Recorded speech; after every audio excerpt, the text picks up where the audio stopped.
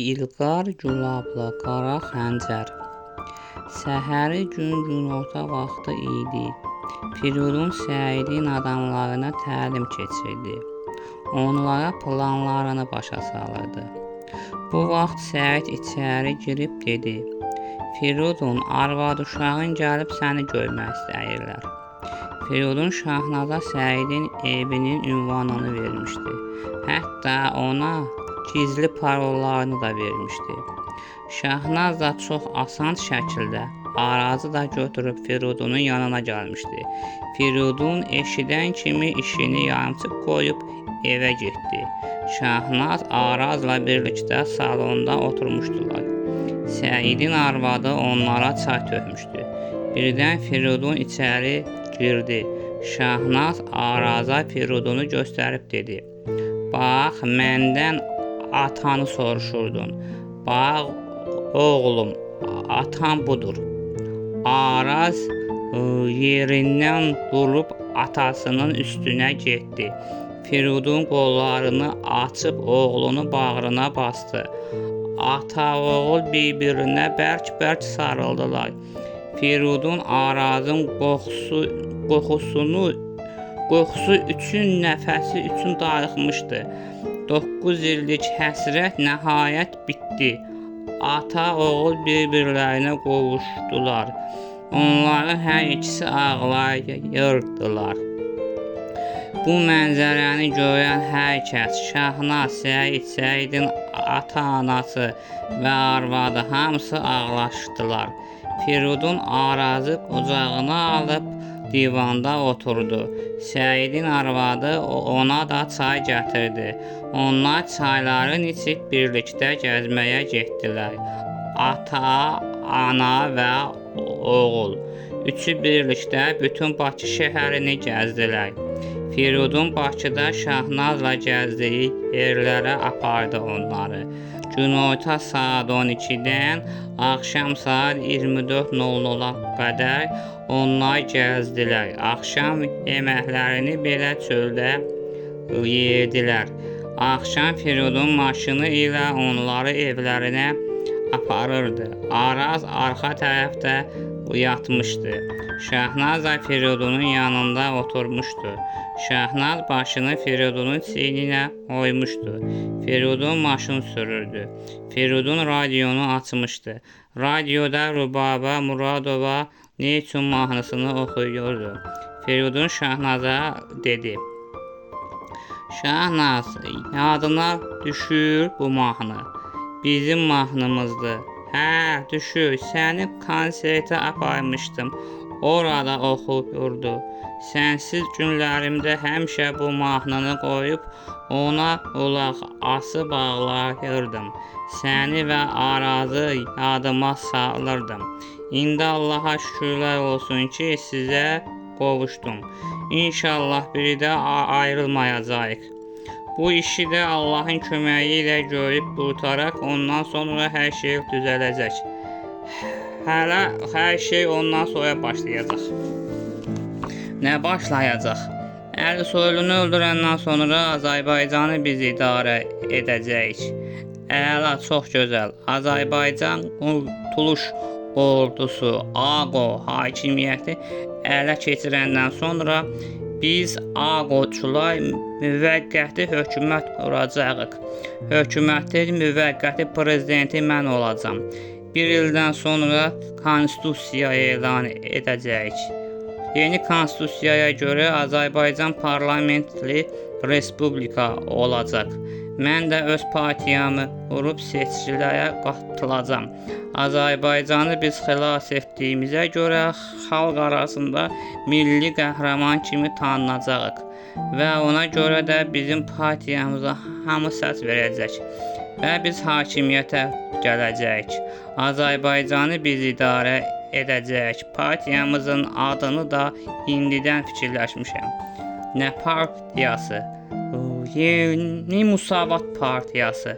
Olacağımız cümhuriyyət 1-ci Azərbaycan Cümhuriyyətinin davamı və varisi olduğu üçün partiyamızda Müsavatın varisi olacaq. Ona görə də Yeni Musavat Partiyasını quracağıq. Yeni Musavat Partiyası uzun müddət Azərbaycanı idarə edəcək. Nə gözəldir, bütün ömür boyu vətənin üçün çalış. Sən də Azərbaycana çox böyük xidmət etmisən. Mən sənin sayəndə bu işi görəcəm. Sənin sayəndə Azərbaycan azad olacaq. Ona görə də bu hakimiyyətə ən çox sən layiqsən. İkimiz birlikdə Azərbaycanı idarə edəcəyik. Sən baş nazir, mən də prezident olaram. Mənim prezidentlik müddətim bitdikdən sonra isə Milli Təhlükəsizlik naziri ola bilərəm. Sənsə ömür boyu baş nazir olarsan. Bu ölkəni ikimiz idarə edəcəyik. Oğlumuzu da böyüdəcəyik. O da yaxşı işlərdə işləyib ölkəmizə xidmət edəcək. İnşallah. Onların maşını evin qabağında saxladı. Şahnaz düşüb Arazı yuxudan oyatdı. Firudun maşından düşüb Arazı qucaqlayıb üzündən öpdü. O da atasını öpdü. Sonra Şahnaz dönüb Firuduna dedi: Firudun, tez maşına min get, Ceyhun gilin evi bura yaxındır. Ola bilər, o da bilirsən KGB-yə işləyir. Səni görməsin, gecə gündüz gözü üstümdədir. Onun boynu necə oldu, sağaldı? Yox, əyri qaldı. Bir neçə dəfə Moskvada əməliyyat olsa da xeyir olmadı. Hə, mənim oğlum qıçım düzəldi, amma onun burnu ömür boyu elə qalacaq. Yaxşı, mənim əmim oğlu ilə işin olmasın. Sağ ol, görüşək, sən də sağ ol. Firudun maşınına minib getdi. Şahnaz isə oğlunun əlindən tutub binaya daxil oldu. Onların lifti xarab olduğundan pilləkənlərlə 8-ci mərtəbəyə qədər çıxdılar. Şahnaz oğluna tapşırdı: Araz, ana qurban, atan haqqında kimsəyə bir şey demə, ha? Niyə ana? Yoxsa atanı tutarlar. Kimlər? Ana, böyüyəndə bunları sənə başa salaram. Ona qədər atan haqqında heç kimə bir şey demə. Nə babana, nə Anna xalana, nə Ağa Hüseyin babana, nə Sonat bibinə, nə Almaz bibinə, nə Elnaz xalana, nə də onların uşaqlarına heç kimə bir şey demə. Ceyhun əminə heç demə. Bu sirri bilsən, bir də mən, bir də atan, bir də Əhməd qaqanla Aygün bacın bilir. Başqa heç kim bilmir. Yaxşı ana, heç kimə demərəm. İndi atamla barışdınız. Hə, biz artıq barışdıq və yenidən evləndik. Toyunuza məni niyə aparmadınız? Şahnaz gülə-gülə dedi: Biz toy eləmədik. Toysuz evlənmək olar? Hə, olur. Mən atamla 2 dəfə evlənmişəm.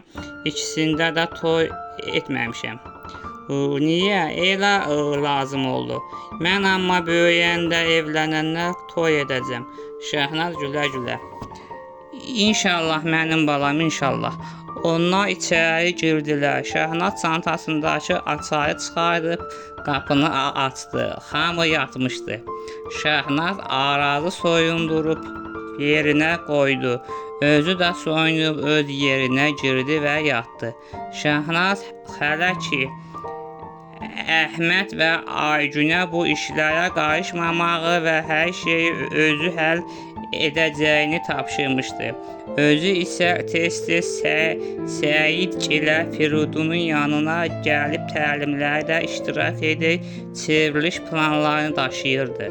O artıq CIA-ya xidmət edən gizli casusa çevrilmişdi.